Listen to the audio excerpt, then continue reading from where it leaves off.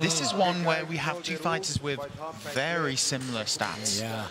Yeah, and you kind of craft your game around your body. So the grappler will have particular, attacks that he likes, and the striker will have particular attacks that he likes. But, like Andy said, Agtereek Chavarro, really wants to get his kicking and punching game going. And you see him getting it going. He's slipping nicely, but he'll use that to get in deep.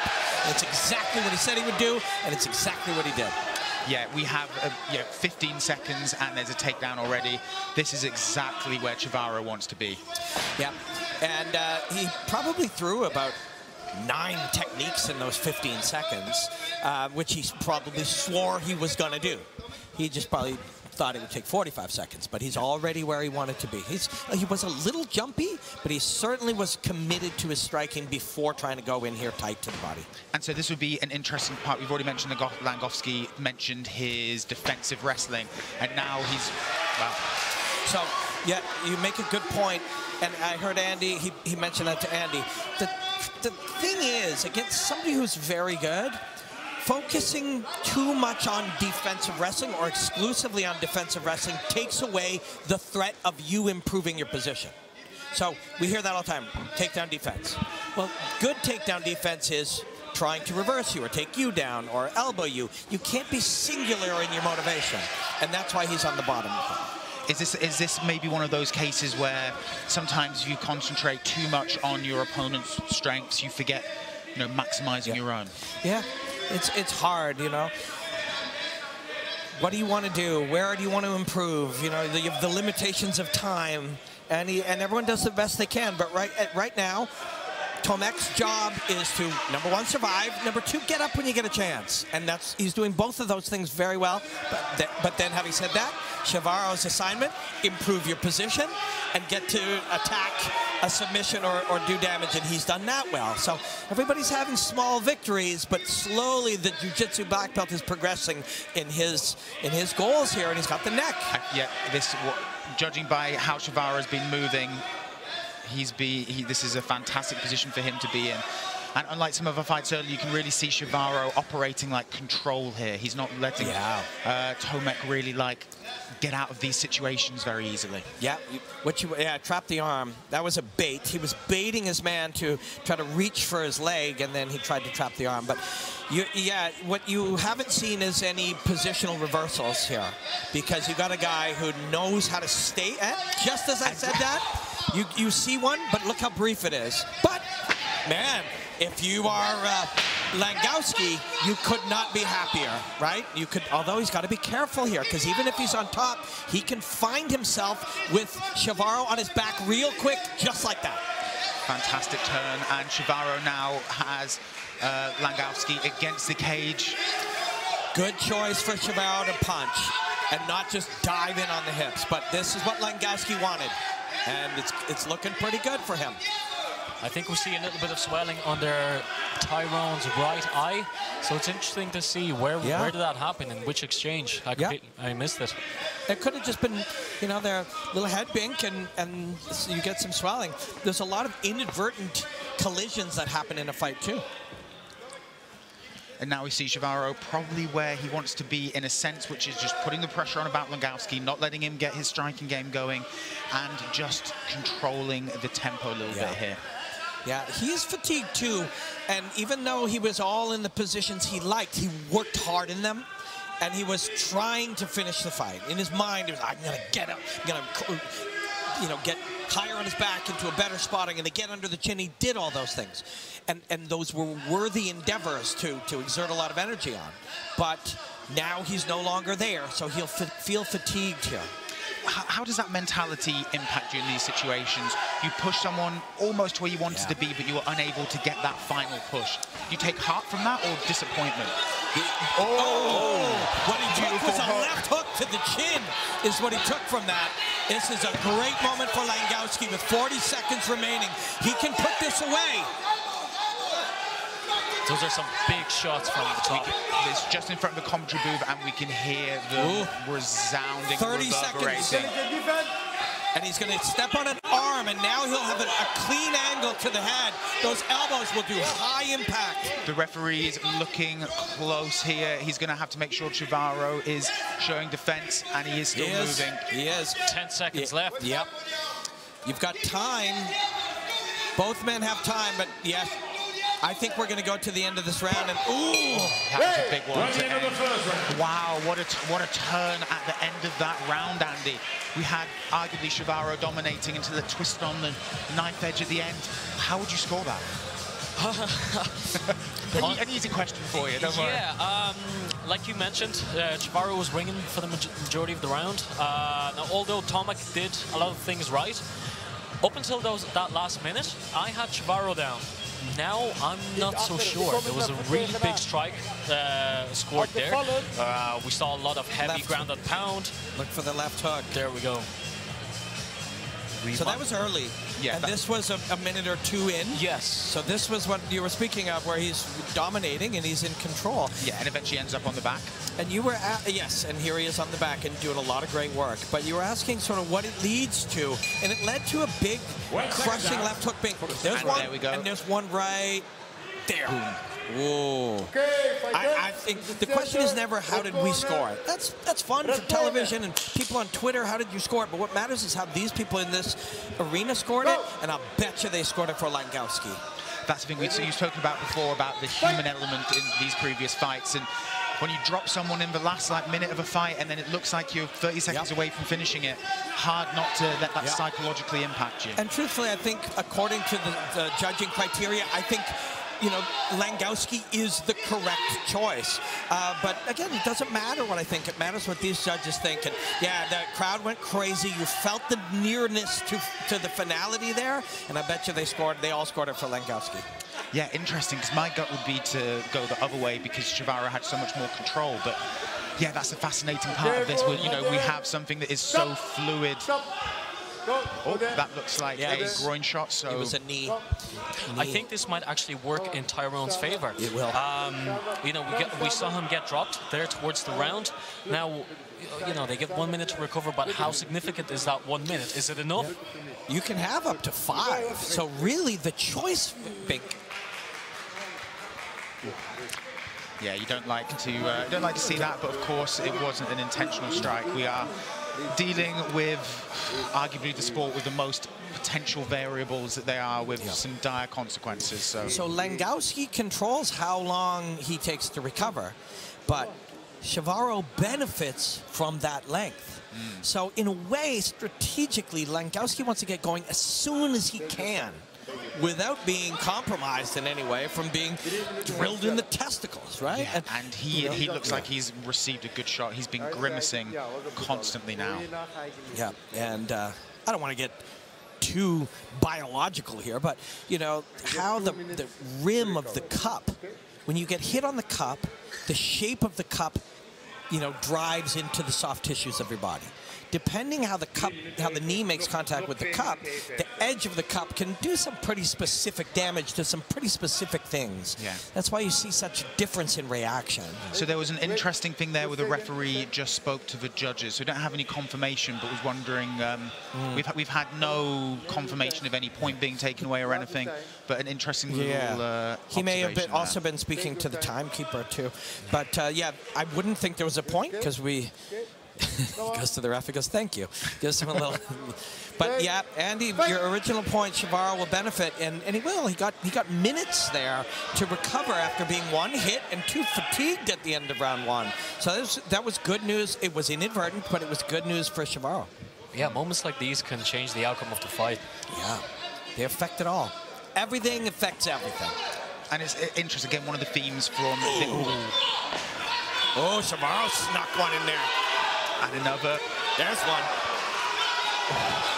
They are throwing everything into these hooks here. I love the Łangowski move to the uppercut. And they are firing. Chavarro will convert this into some attempt to take down sooner or later. And he has that. Yeah, there it is. And there you are. Yeah, and goes to the back. Almost immediately. Yep. Smart. And this will be interesting to see now whether, as earlier he was in this position, whether, as you mentioned earlier, Robin, he learns from some of the mistakes he made and how Tomasz deals with these situations. Yeah, you see, Chavarro was a little low, but just small adjustments. He's so good. You know, he's so skilled here. And now he's going to flatten his man. When he can punch or, you know, he's under the chin, or he's on the chin here, he can decide to let that go, flatten the pelvic girdle, and then just punch him. But no, now he can also move to mount, which is, I think, what he's going to do. Head and arm choke. Head and arm choke. It's one of his specialties. Oh, that looks like it's in pretty deep. It's going to be hard to resist this. I mean, so, yeah, can also use the fence. He can walk along the fence and move like a. He's at. See, his foot is at the 4 o'clock on the clock. Yeah. He can move down to the 6 and the 8, but instead he goes to the mount. Nice escape there from Tomasz. So we'll see what Chavarro can do now. He is in full mount. It's a good choice. And notice the difference between a master mount, and he has a master control positions here. So what does Łangowski have to do to get out of this situation? So in your mind, you feel like, I got to get out of here now. But you got to override that and make small positional improvements, which is what he's doing. He's trying to get back to guard, or he's trying to get his hips out and stand. So he's smartly looking to make small improvements. There, see, he's into guard now. If he makes only the big Hail Mary escape, he'll have his back taken by the better grappler. So he must make small improvements, and he's made a small improvement. He's back in guard with his legs wrapped around his man, where he can work with all 4 of his limbs now. No, and that was impressive for a moment when it looked like he was stuck in a head and arm choke and was going to be, you know, was not long for this match to move to full guard against a BJJ black belt. I mean, nothing but respect. Yeah, he had his back taken, and he was mounted, and he was in a, but this is still a tough spot. It's better, but it's tough.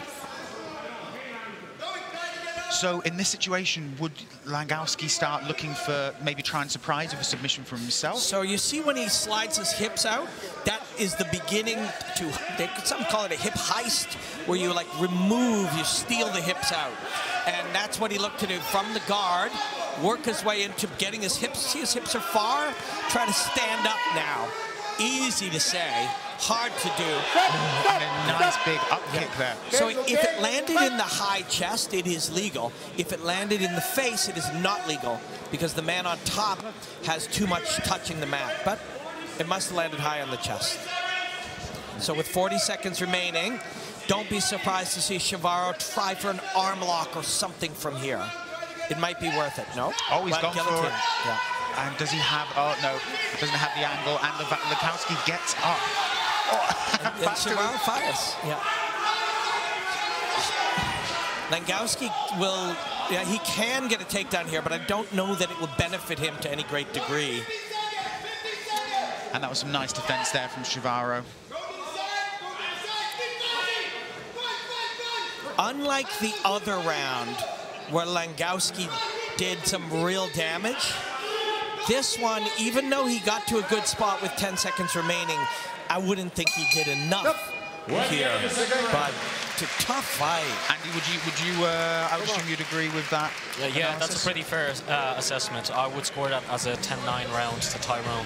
So we're now looking, you know, of course, as we mentioned a few times before, the only people that matter are the judges, but as our, you know, informal judging criteria would say 1 round each for both of them. Yeah, and if you told Tomasz Łangowski that it was going to be a really hard, gritty 10 minutes, and it would be even, he would have been thrilled to hear that. He'd be like, great, that just means I'll go into the all I got to do is win 5 minutes, and I'll tough it out, and I'll do it. There were some great exchanges there, and there, see how Chavarro's sneaking some in when he's being offensive. There's another with Chavarro. When he was being offensive in the exchanges, he did really well. But you can see how dangerous Łangowski is on the feet, and you see how dangerous Chavarro is on the ground. Head and arm choke, you know, mount position, back position. Here, you know, it takes that last moment to try to find a guillotine here at the end while punching. You know. He's going to slip the arm in and look for a guillotine. See Łangowski? He looks thrilled at this. He's a heart guy.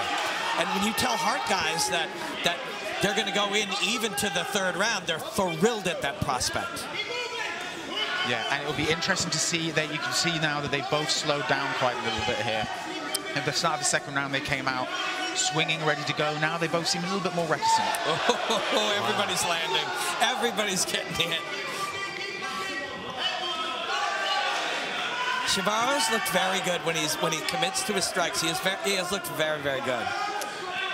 Yeah, completely agreed. But do you expect him to still follow the same sort of routine, strike for a little bit, and then shoot for the takedown when he feels he's given Łangowski enough to think about? I think so, and it's worked. It's worked. There's a little wobble in his leg and in his legs, and that's just, you know, fatigue. There, lactic acid. You know, the reaction to work. That was a big win for Łangowski. Yeah, and he shrugged that off seemingly without a huge amount of concern either. Big win for him, that exchange. But he's still getting hit. So you're a minute in, Łangowski's happy he didn't get taken down, but Agtereek Chavarro won the first minute of the fight standing. First minute of the round standing. Yeah, and dropped 2 rights straight down the bread back. There we go, straight in. Yep, and then penetrated deep with the double and took him down. So, you know, this is what he wants. So in this position now, with the grappling, obviously, you know, there's an element of wear and tear and exhaustion here for Chavarro. How does that then balance with the fact they're both sweaty? It's hard to get submissions in.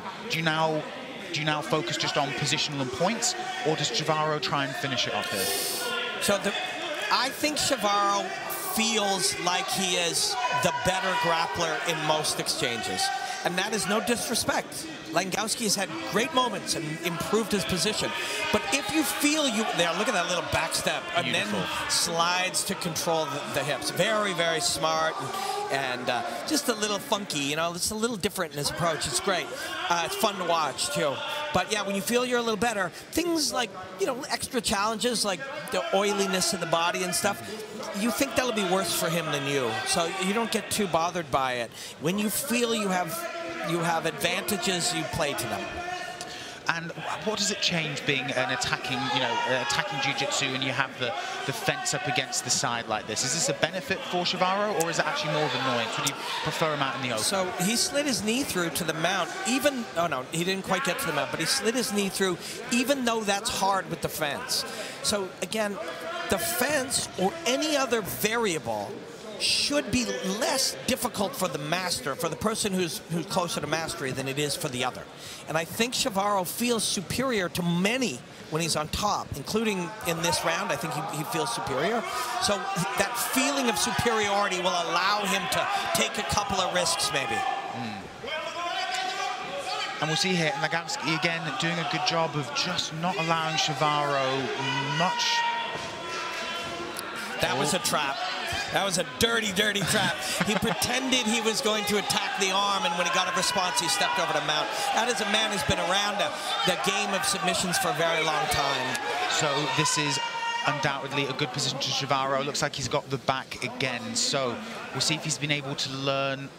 Oh, and it looks like there Łangowski has managed to just scoop a quarter guard kind of thing, just like scoop up a reverse control from the back. But this is still good for Chavarro. Very happy here. He's got no problem about that foot being tangled, and he'll punch. Yeah, you know, and he'll stay here as long as he needs to. And the referee will be looking at this. Chavarro also did a great job. When the ear was there, he punched it. When the head turned, watch, bink, ear, there he stopped. When you turn, when you hide your ear, you expose the back of your head. It's an illegal shot, so he stopped. But he's looking for you to expose your ear again. If Chavarro throws a punch that he's got something hooked there. So the question is whether it's deep enough to. I don't think it is yet, but he can work from here to improve it. But he'll also use that threat to maintain the spot. If he thinks he won it at least one round, he doesn't need to finish. It's great if you can, but he's winning this round. And if he thinks he's won another round, then he'll win the fight. And how do you look here? So what is Chavarro trying to do for the audience at home? He's trying to isolate the arms, get hold of the neck? If he can, so his right arm is under the neck, and it is Łangowski doing a great job of stopping his arm from getting under the neck. But just there, now he grabs the shoulder, and he's going to attack the chin, the face. He's not really under the choke, but it's still an uncomfortable position. And it keeps him on the back, winning the round. And there we go, just a masterclass, especially at the end there, of just dominant top-game jiu-jitsu. And but let's full credit to Łangowski there. To have a jiu-jitsu black belt take your back that often and not get submitted is pretty phenomenal. Andy, how would you score this fight, this round? What did you see? This round, another 10-9 round in Tayron's favor. I scored this fight 29-28 in favor of Tayron. Now let's see if judges scored the same way. Let's find out. Yeah, I think that, first round could have gone either way. A little bit of a, probably advantage for Łangowski, but then Chavarro's just experience of the ground game, his ability to throw some strikes, engage Łangowski in a fighting battle, and then eventually shoot for the takedown and then just control Łangowski in those situations. So I believe we should be ready for the judges' scorecards now and the official announcement of the bout. So I'll hand you over to Tom for that. Fighters to the center of the ring, please. First of all, ladies and gentlemen, a big applause for these two fighters, Tomasz and Tayron.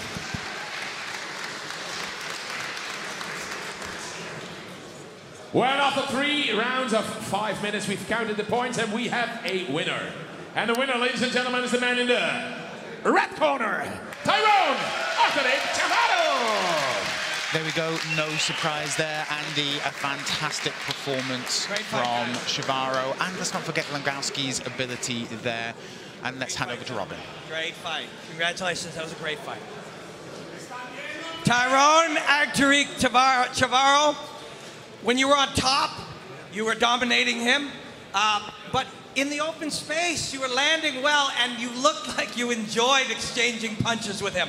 Was this one of those fights you're going to remember for a long time? It's a very remembering fight tonight. I had a long preparation for this fight, and yeah, it's one of those fights that you can learn a lot, and take a lot of things to the board and get better.